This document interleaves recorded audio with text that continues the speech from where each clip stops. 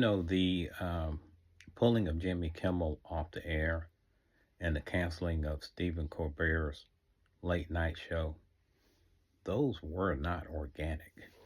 Those were the results of big business mergers and acquisition.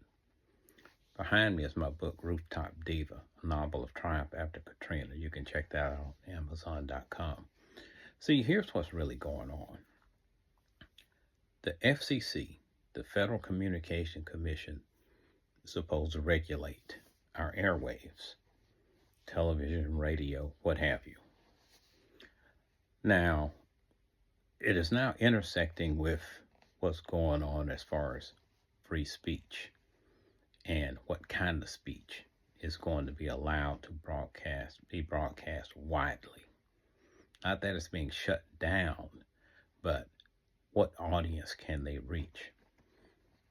Okay, let's go back to a lawsuit I believe Trump had against CBS for an interview that Kamala Harris did on 60 Minutes.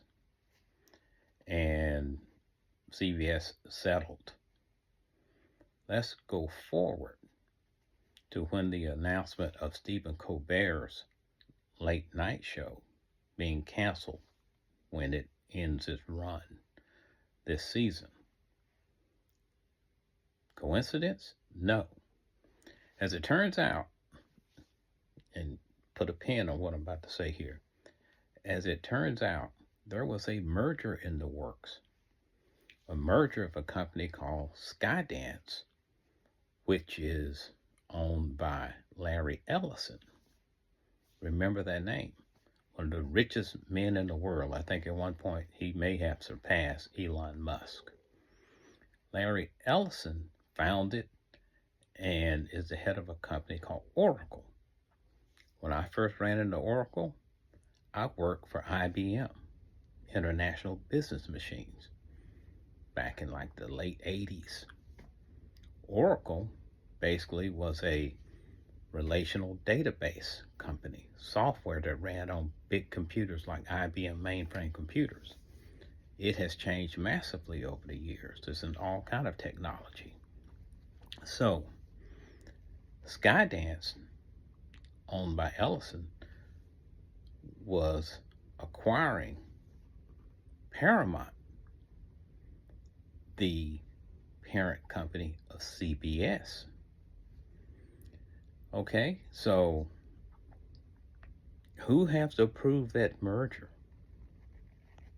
The Federal Communication Commission has to approve that merger. So Trump's FCC and his current FCC director have to approve that merger. They announced the end of Colbert Show in July. The merger closed, information I saw, on August the 7th. Stick a pin in that. Larry Ellison and Oracle. Okay, now we get to Jimmy Kimmel being yanked off the air by Disney/ABC, on and on. Okay, what happened there? Okay. Studios, Disney, whatever, they're kind of like the factory. They're making product. Their product is content, shows, the Avengers, what have you. Jimmy Kimmel show, right? Content. So it turns out the local stations you may watch, they're like fast food franchises. You can have a McDonald's, Burger King, what have you. Well, Nexstar owns a lot of ABC affiliates. And I'm supposing the head of Nexstar must be kind of leaning towards the Charlie Kirk view of things. Plus, a lot of their affiliates reach markets that may not appreciate Jimmy Kimmel's joke. Markets like Lubbock, Texas. So, Turns out Nexstar is trying to acquire another large local TV station conglomerate called Tenga. Then you have another one floating out there called Sinclair, who may also be looking to grow.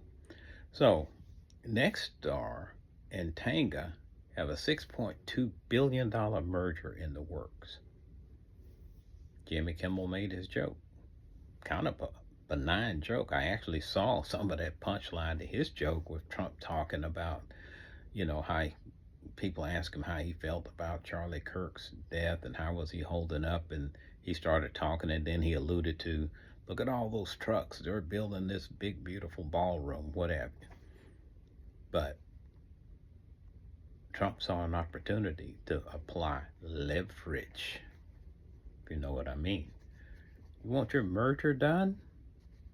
Maybe you should get this guy off the air. Okay? So Nexstar came around and said, we're not airing this show anymore. Immediately. What does ABC and Disney do? They said, wait a minute. All of a sudden, we've lost access to all these markets? So they made a calculation. And they just said, Kimmel's gone. Kimmel's gone. So who's celebrating? You got it, Trump. He applied leverage like a mob boss. You want something from me? I got to get something from you. So what he got was Jimmy Kimmel pulled off the air. Now, apparently there's some backlash to that. People are canceling Disney Plus.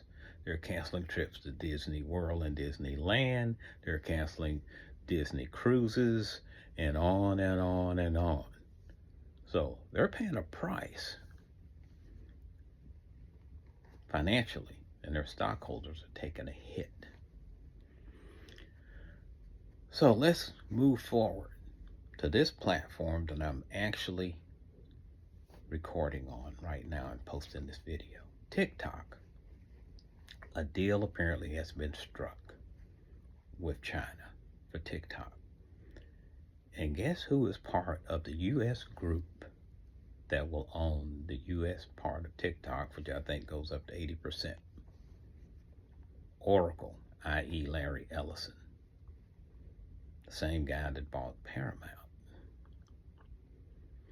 Okay, so full circle. Mergers, acquisition, consolidation of corporate power, consolidation of control of the message and what message gets delivered. That is what is going on. And the more consolidation happens, the more this is now owned in the realm of big corporate entities. And who is Donald Trump working for? The betterment of big corporate entities and the executives and the billionaires that own and work for those entities.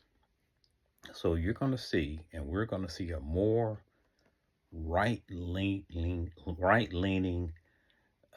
version of free speech on our airways, on our streaming platforms, as far as, the platforms at least that are owned by these same conglomerates that now own the broadcast airwaves.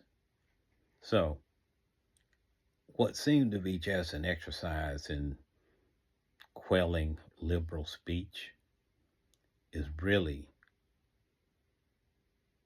an exercise in sacrifices that are offered up in order to get these mergers and acquisitions approved. Nothing is ever as simple as it seems.